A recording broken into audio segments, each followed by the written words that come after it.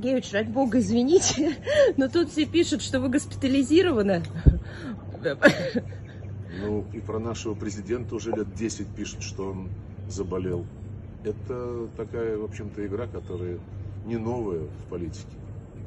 Ну вот, что бы вы хотели передать тем западным журналистам, а это в основном, я читаю, именно западные журналисты, которые пишут, что все, Лавров госпитализирован. Получаем огромное, кстати говоря, количество сообщений от российских граждан, что случилось. Что бы вы западным журналистам пожелали? Ну, западным журналистам быть все-таки почестнее, чем они есть, писать правду почаще и не ограничиваться в своих репортажах только одной точкой зрения, которую они транслируют по всем вопросам, где так или иначе задействованы интересы Российской Федерации, которые игнорируются.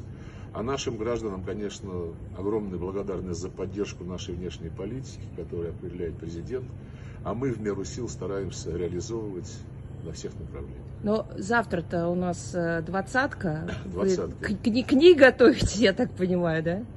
Ну, естественно, завтра несколько выступлений, завтра мы будем принимать итоговую декларацию. Только что звонила министр иностранных дел Индонезии, который является председателем министерского процесса. Сейчас завершаются переговоры, вот наши эксперты там находятся, но министры по телефону контролируют эту ситуацию. Спасибо вам большое. Всем огромный привет.